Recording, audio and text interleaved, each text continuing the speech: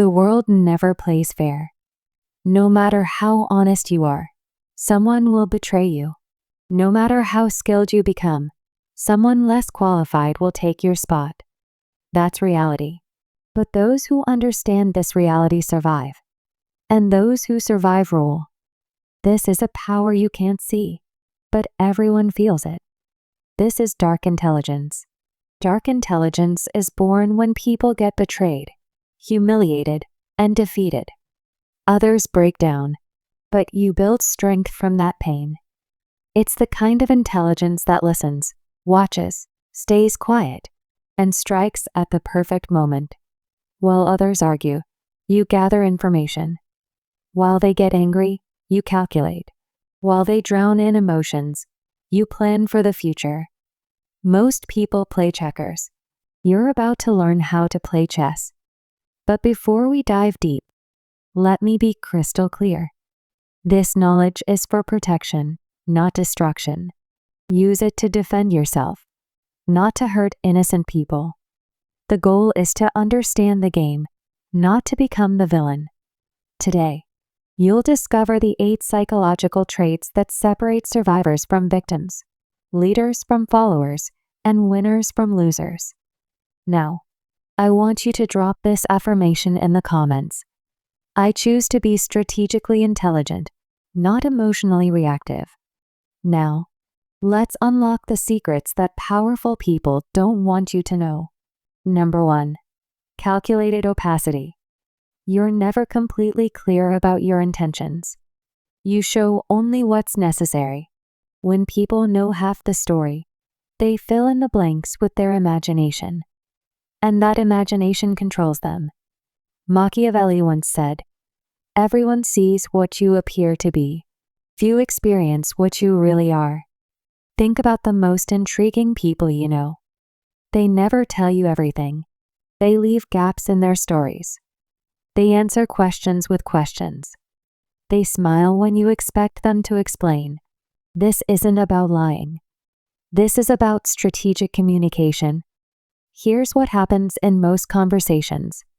Someone asks you a question, and you feel obligated to give them a complete answer. You explain your motivations, your fears, and your plans. You think you're being honest and building trust, but you're actually giving away your power. Smart people understand that mystery creates influence. When you don't reveal everything, people become curious. Curiosity leads to interest. Interest leads to respect, and respect leads to influence. Let's say someone asks about your weekend plans. Most people say, "Oh, I'm just staying home, maybe watching some movies." That's complete transparency, but it's also completely forgettable. Instead, you could say, "I have something important to take care of," and then change the subject. Notice the difference. The first answer makes you predictable. The second answer makes you interesting.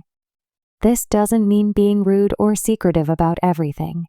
It means being selective about what you share and when you share it.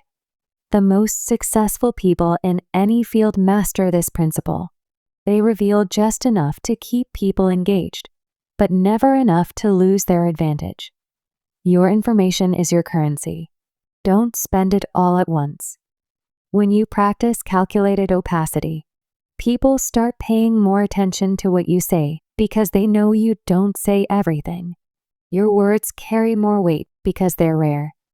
Remember, the goal isn't to be mysterious for the sake of being mysterious. The goal is to maintain control over your narrative and your relationships. Number 2, adaptive persona. You're not the same person with everyone. You adjust your personality based on who you're talking to. People think they know you, but they only know one version of you. Machiavelli once said, "A prince ought to take care that he never lets anything slip from his lips that is not replete with the 5 qualities mentioned above, so that he may appear to him who sees and hears him altogether merciful, faithful, humane, upright, and religious." This isn't about being fake. This is about being effective. You already do this naturally. You speak differently to your grandmother than you do to your friends. You act differently in a job interview than you do at a party. You present different aspects of your personality in different situations. Adaptive persona takes this natural tendency and makes it intentional. Every person you meet has different values, different communication styles, and different ways of processing information. If you use the same approach with everyone, you'll connect with some people and completely miss others. Smart people study the person they're talking to and adjust their communication accordingly. Are they analytical? Give them facts and data. Are they emotional? Connect with their feelings. Are they practical? Show them how something works. Are they big picture thinkers? Paint the vision.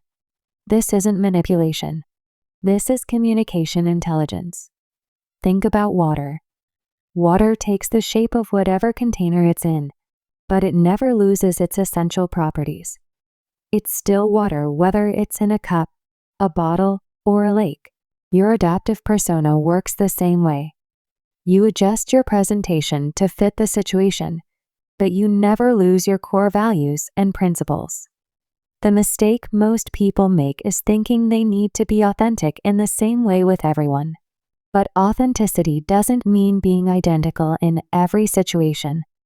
It means being genuinely yourself while adapting your expression to be most effective. When you master adaptive persona, you become someone who can connect with anyone.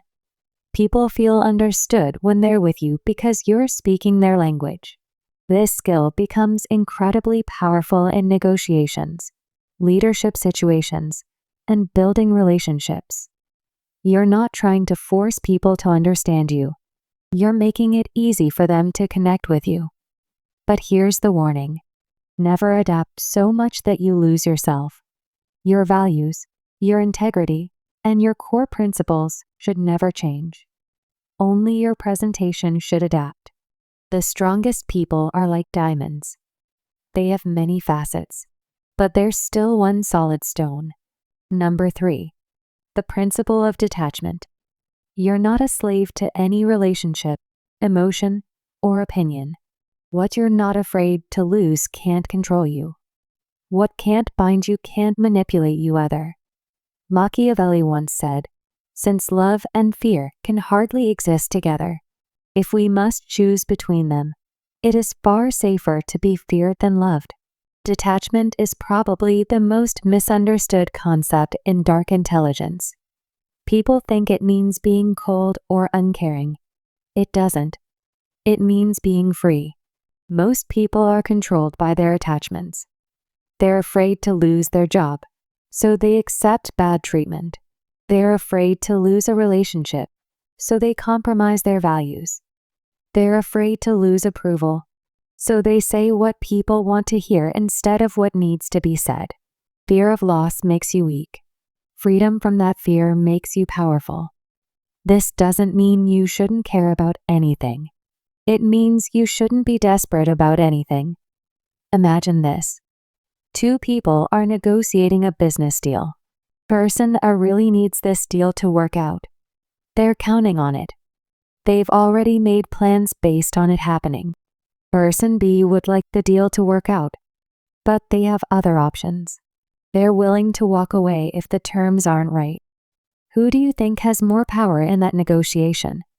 Person B, obviously, because they're not attached to the outcome. They can negotiate from strength. Detachment gives you clarity. When you're not emotionally invested in being right, you can see situations more clearly. When you're not desperate for approval, you can make better decisions. When you're not afraid of being alone, you can choose better relationships. The paradox is this: the less you need something, the more likely you are to get it. Think about confident people. They're not confident because everything always goes their way. They're confident because they know they'll be okay even if things don't go their way. That's the power of detachment.